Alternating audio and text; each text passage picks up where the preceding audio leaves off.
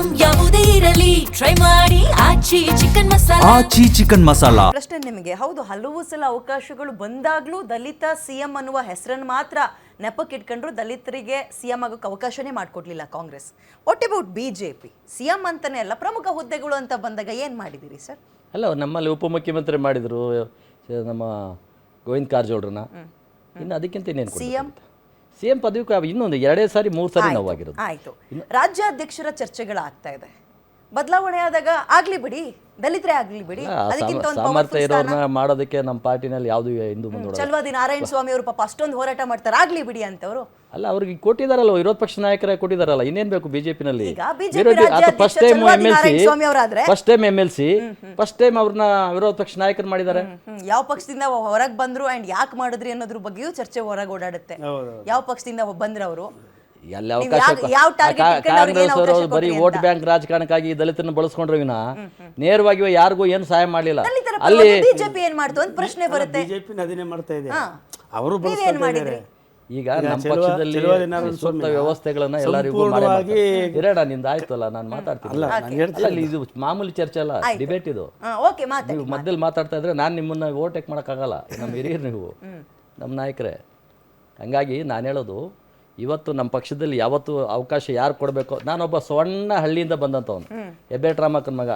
ರಾಷ್ಟ್ರೀಯ ಪ್ರಧಾನ ಕಾರ್ಯದರ್ಶಿಗೆ ಯಾಕೆ ಆಯ್ಕೆ ಮಾಡಿದ್ರು? ಬಿಜೆಪಿನಲ್ಲಿ ರಾಷ್ಟ್ರೀಯ ಪ್ರಧಾನ ಕಾರ್ಯದರ್ಶಿ ನನ್ನ ಸಾಮರ್ಥ್ಯ ಮೀರಿ ಕೊಟ್ರಲ್ಲ.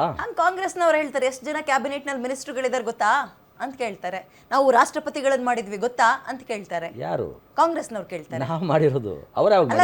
ಯಾಕೆ ನಾರಾಯಣ ಅವರು ಎಲ್ಲಿ? ನಾರಾಯಣ ಅವರು ಸಮ್ಮಿಶ್ರ ಸರ್ಕಾರದಲ್ಲಿ ಆಯ್ತು ಬಿಡಿ. ನಾರಾಯಣ ಅವರು ರಾಷ್ಟ್ರಪತಿಗಳಾಗಿದ್ರು, ಇವ್ರು ಕ್ಯಾಬಿನೆಟ್ ಅಂತ ಬಂದಾಗ ಮಿನಿಸ್ಟರ್ಗಳ ಈಗ ದಲಿತ ಮುಖ್ಯಮಂತ್ರಿ ಬಗ್ಗೆ ಚರ್ಚೆ. ದಲಿತ ಮುಖ್ಯಮಂತ್ರಿ ಆಗೋದ್ರ ಬಗ್ಗೆ ಮಾತಾಡೋಣ. ಒಂದು ಸ್ಥಾನವನ್ನ ಕೊಡೋ ವಿಚಾರ ಅಂತ ಬರುತ್ತೆ. ಇವತ್ತು ದಲಿತ ಮುಖ್ಯಮಂತ್ರಿ ಅನ್ನೋ ಸಬ್ಜೆಕ್ಟ್ ಮೇಲೆ ನಾವು ಹೋಗೋಣ. ಈಗ ರಾಷ್ಟ್ರದ ವಿಚಾರಗಳು ತಗೊಂಡ್ರೆ ಅದಕ್ಕೆ ಬಹಳ ಸಮಯ ತಗೊಳ್ತದೆ. ನೀವು ಜಾಸ್ತಿ ಸಮಯ ನಾನು ಕೊಡೋದಿಲ್ಲ.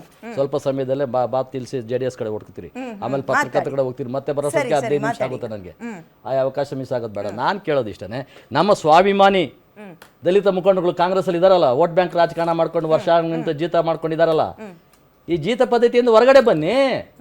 ಹೇಳಿ ಪರಮೇಶ್ವರ ಅವರೇ, ಡಾಕ್ಟರ್ ಪರಮೇಶ್ವರ ಅವರೇ ಹೇಳಿ, ನಾನೇ ರೀ ಮುಖ್ಯಮಂತ್ರಿ. ಬಸವಲಿಂಗಪ್ಪನಿಗಿದ್ದ ಧ್ವನಿ ಯಾಕೆ ನಿಮ್ಗೆ ಇರಬಾರ್ದು? ಬಸವಲಿಂಗಪ್ಪ ಏನ್ ಹೇಳೋರು, ಯಾರು ಮುಖ್ಯಮಂತ್ರಿ? ನಾನೇ ರೀ.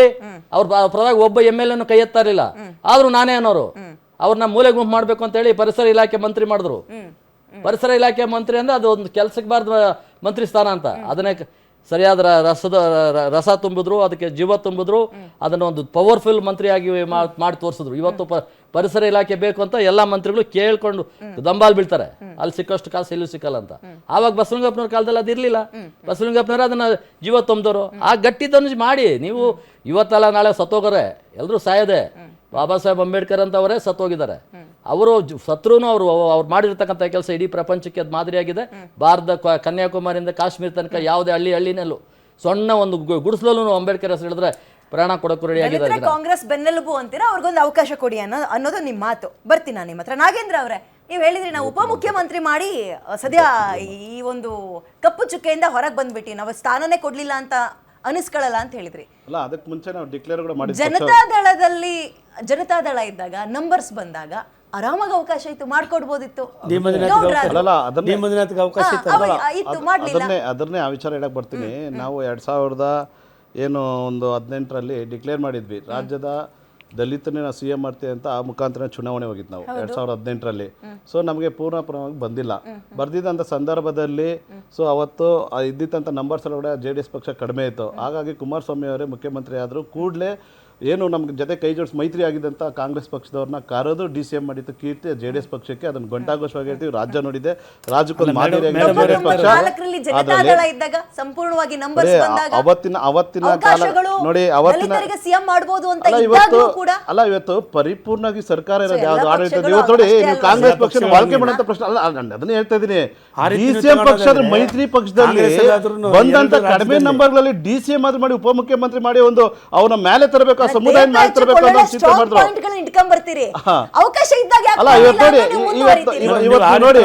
ಇವತ್ತು ನೋಡಿ ಕಾಂಗ್ರೆಸ್ ಡೈವರ್ಷನ್. ಮಹಾರಾಷ್ಟ್ರ ಮತ್ತು ಆಂಧ್ರದಲ್ಲಿ ಇಬ್ಬರು ದಲಿತ CM ಮಾಡಿರ್ತಕ್ಕಂಥ ಇತಿಹಾಸ ಇದೆ. ಆದ್ರೆ ಜನತಾದಳ ಮತ್ತೆ ಜನತಾದಳ ಆದ್ಮೇಲೆ ಅವಕಾಶನೇ ಬಂದಿಲ್ಲ. ಅಲ್ಲ, ಈಗ ನೋಡಿ ಈ ಕಾಂಗ್ರೆಸ್ದು ನೋಡ್ತಾ ಇದ್ರೆ ವಾತಾವರಣ ಹೆಂಗಿದೆ ಅಂದರೆ ಡೈವರ್ಷನ್ ಪಾಲಿಟಿಕ್ಸ್ನ ನೇರವಾಗಿ ಹೇಳ್ಬೋದೈತೆ. ಪ್ರಥಮ ಬಾರಿ ಪ್ರಿಯಾಂಕ್ ಖರ್ಗೆ ಅವರು MLA ಆದರು. ಕೂಡಲೇ ಅವ್ರಿಗೆ 2 ಪೋರ್ಟ್ಫೋಲಿಯೋ ಕೊಟ್ಬಿಟ್ರು. ಯಾಕಂದ್ರೆ ಆ ಸುವರ್ಣ ಟೈಮಲ್ಲಿ ಖರ್ಗೆ ಅವರು ಮುಖ್ಯಮಂತ್ರಿ ಆಗ್ಬೋದೈತೆ ರಾಜ್ಯಕ್ಕೆ, ಮಗನಿಗೆ 2 ಪೋರ್ಟ್ಫೋಲಿಯೋ ಕೊಟ್ಬಿಟ್ಟು ಅವ್ರು ಸೆಂಟ್ರಲ್ ಕಳ್ಸಿಕೊಟ್ಬಿಟ್ರು, ನೀವು ಸೆಂಟ್ರಲ್ಗೆ ಹೋಗ್ಬಿಡಿ, ಮಗ ಇಲ್ಲಿ ಮಂತ್ರಿ ಆಗಲಿ ಅಂತ. ಇತಿಹಾಸದಲ್ಲಿ ಮೊದಲನೇ ಸತಿ MLA ಆದವ್ರಿಗೆ ಮುಖ್ಯಮಂತ್ರಿ ಮಾಡೋದು ಎಲ್ಲೂ ಇಲ್ಲ ದಲಿತರನ್ನ. ಆದರೂ ಕಾಂಗ್ರೆಸ್ ಪಕ್ಷ ಮಾಡುತ್ತೆ. ಯಾಕಂದರೆ ಮುಖ್ಯಮಂತ್ರಿ ಸ್ಥಾನ ಮಾತ್ರ ಯಾವುದೇ ಕಾರಣಕ್ಕೂ ದಲಿತರು ಕೊಡಬೇಡ ಅನ್ನೋ ಹುನ್ನಾರಲ್ಲಿ.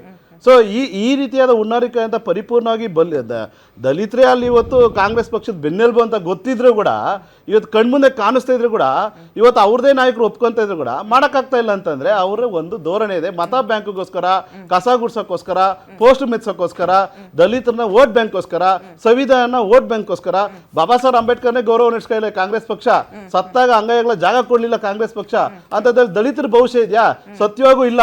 ಇವತ್ತೇನಾದ್ರೂ ನೈತಿಕತೆ, ದಮ್ಮು, ಧೈರ್ಯ ಏನಾದ್ರು ಹೈಕಮಾಂಡ್ಗೆ ಇದ್ರೆ, ಇವತ್ತು ರಾಷ್ಟ್ರೀಯದ ಒಂದು ಅಧ್ಯಕ್ಷರಾಗಿ ಮಲ್ಲಿಕಾರ್ಜುನ್ ಖರ್ಗೆ ಮಾಡಿದ್ರಲ್ಲ, ಅವ್ರಿಗೆ ಏನಾದ್ರು ಶಕ್ತಿ, ದಮ್ಮು, ಧೈರ್ಯ ಏನಿತ್ತಂದ್ರೆ ಅವ್ರದೇ ಸಮುದಾಯದ ನಾಯಕರನ್ನ CM ಆಗಿ ಮಾಡಿ ನೋಡ್ಸ್ಲಿ, ಪ್ರೂವ್ ಮಾಡ್ಲಿ ಕಾಂಗ್ರೆಸ್ ದಲಿತ ಪರ ಇದೆ ಅಂತ ಈ ಒಂದು ತೋರಿಸ್ಲಿ. ಕಾಂಗ್ರೆಸ್ ಪಕ್ಷಕ್ಕೆ ಪರಿಪೂರ್ಣವಾಗಿದೆಯಲ್ಲ 136 + 4 140 ಡೈವರ್ಷನ್ ಪಾಲಿಟಿಕ್ಸ್ ಅಂತ ಹೆಂಗ್ ಮಾಡ್ಬಿಡ್ತಾರೆ?